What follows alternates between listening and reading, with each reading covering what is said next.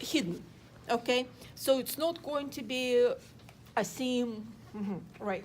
So what we're going to do, you will take your back, self fabric, and you're going to do the usual thing, right? You're going to align it with your self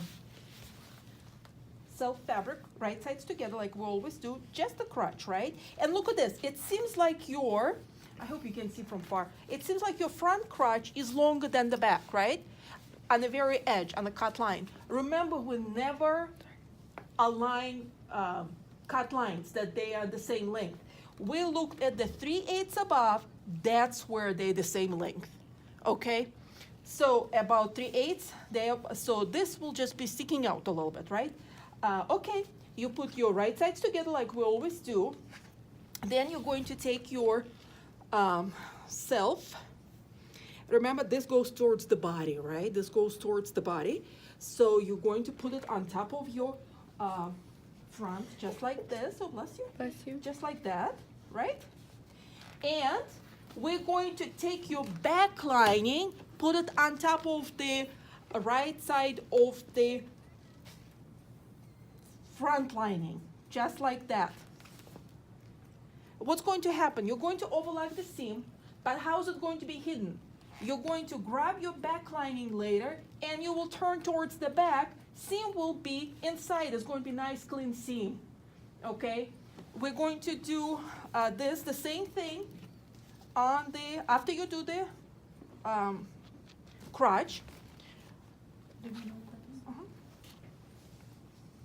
You'll probably have to reline it a little bit, okay? Kind of like crushing through here a little bit. Okay, after you do the seam, after you do the sandwich, you're going to do the same for the side seams.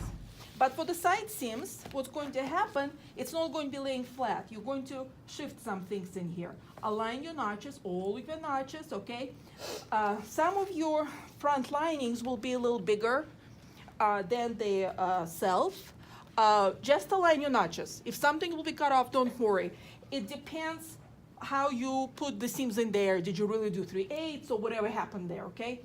So put them together here. And look what we're doing. Your back, same thing, put it in here, but look what's going to happen. You're going to be moving your back this way, okay? Look, your crotch is moving towards the back because we don't want crotch to be in the front part, we want it slightly to be towards the back, okay? So do the crotch first, okay? Do not pin this one yet. And then you will do the same thing, just align the waist notches, okay? Align the waist notches, okay? Do the both side seams. And after that, you can turn right side out, okay? We're going to do the shoulder seam after that. But let's get these 3 seams done, okay? Can you just overlap it?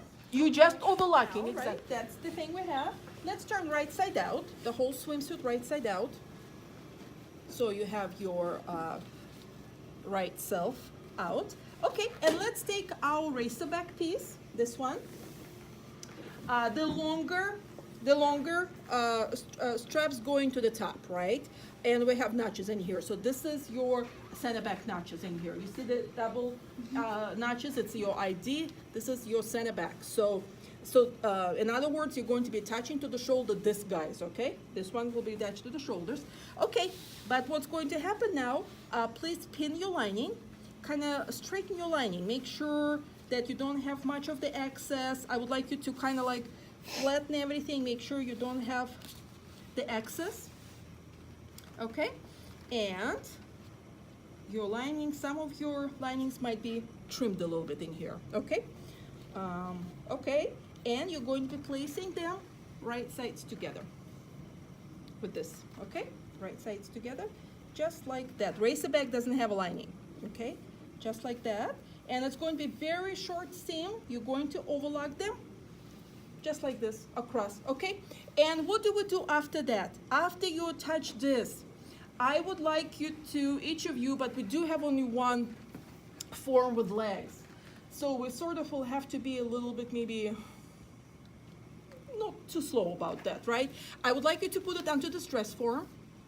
And I would like you to get your lining all adjusted there and see if you have too much excess of the lining. Here, some of you might have, or here, pin it. Pin all around the edges, around the leg line, lining together with self. Pin all around, okay? Because you're going to be placing your elastic after this. That's the very next step. And when you're going to be placing your elastic, your lining might start getting shifted in there. You see how easy it is, right? You can just mold, do whatever. But if it starts getting shifted, your garment inside would look with those lines, like shifted lines. The lining will be pulling all over the place, okay? So pin lining all around leg line, and around this whole big area and the front. Maybe like every 3 inches. You don't have to go crazy, like every 3 inches like that, okay? But it would be great if you put it on a dress form, okay? Just, it's the only one we have with legs, so let's just be considerate, right? Okay, shoulders and pinning, trimming all around, okay? And then that's it. After that, we're plunging into elastics. Do you think we can borrow you for just a moment, please? Okay, we're getting our measurement for the regular elastic now, okay? We're going to start with the leg lines. Leg lines a little bit easy than others, but it is a closed circumference. You will have, will be your only, no, another area you will have closed circumference. That means that the elastic will be on a loop, okay? So first I want you to take the weights and straighten out so everything is tucked out in here, so the fabric is not collapsing inside, okay? It doesn't have to be like a seam in here. We just wanted to make sure it's flat, like creating really flat. And what we're doing right now, we're like measuring your flat. You have it like that. We're going to measure both legs. We need to measure the front, the back, add them together, okay? Our paper, the one I gave you, told you that approximately it should be 24. But just as an indication for you, okay? So, and we're going to use this. We're not using anything else for this. We're not walking your measuring tape. It's incorrect. We're using this and we're doing this, okay? So I'm going to measure the front first, right? Put the right at the edge of the fold of your fabric, right through the edge, maybe like a quarter in, it's okay. So I'm getting for this 12 and a quarter, 12 and a quarter. I would like you to remember that. And now for the back, I'm going to start from the same exact area, but for the back, it's slightly different banding here, okay? 12 and a quarter. And for the back, we're getting 11 and 1/8. Okay, let's add it. 12 and a quarter plus 11 and 1/8. 23 and 3/8, right? Okay. Well, we're close to 24, right? Let's measure the other leg, okay? With Maya, we were 1/2 inch apart, so we took the average between the two legs, right? We're not going to be stretching our elastics differently on both legs, right? It doesn't happen like this on a human body. A human body could be completely an opposite to this. But we just want to make sure we're taking somewhere in between your sewing, okay? So we had 23 and 3/8 on the first one. Let's check this one. And if you need to move your, this side now, okay? Okay, I got exactly 12 on this side, exactly 12. So the other one was 12 and a quarter, right? Exactly 12.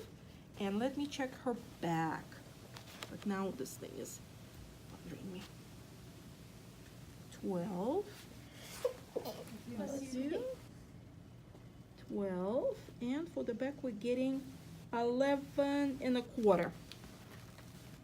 So we got 12 and 11 and a quarter. 23 and a quarter? Okay, so we're very close. We're only 1/8 off. Okay, so we can actually go by the bigger one. 23 and 3/8, right? 23 and 3/8. Now you have to minus 2. 23 and 3/8 minus 2 will be 1 and 3/8. Yes, you will grab the end, okay, and you will cut the whatever is minus 2, okay, minus 2. So why did we minus 2? So it stays snug on the body, right? So it's going to stay snug on the body. So after you will cut it, you will have this. Don't twist it. We have to overlap it by a quarter overlap. okay? By a quarter, make sure it's not twisty, so it accidentally doesn't create this. By a quarter, check your machine with the regular thread, single needle, and see if it will sew just one time forward and back. That's it. Don't do more, okay? Don't just go back and forth, because every time you stick the needle, it weakens the rubber, okay? It didn't sew for Maya, which I'm a little bit surprised for us, but we tried both machines. They both work beautiful. They just didn't advance this. We tried with the tissue paper, it didn't work. Usually in class, we have a couple of students it doesn't work, machine doesn't advance, but most of the time it does. But don't worry, take your hand sewing needle and just stitch them together, okay? Why do we have to overlap to make sure? Because if you put them like this together when you're stitching them, and you put the swimsuit on the body, and you stretch out, you're going to have a gap in between, right? They have to overlap, okay? So I would like you to do your math. I would like you to do the stitching, so you will have two of this. But let's say if your leg lines are very different from each other. Like in Maya's case, we had 23 3/4 Maya, right? Yeah. And 23 and a half, right? So we just took an average in between, right? That's okay, right? It's not a big deal, right? Okay, so let's do this measuring. Just grab the end. Just grab the end because there's a hole in there, okay? There's a hole. That's your -2. -2, yes, absolutely. This is -2, right? So I would like you to get to that, and after that, we're going to get together again in here, because it's going to be some areas you stretch, some you don't stretch. That's it. That starts after that. Okay. Okay. Let's just do the measurements.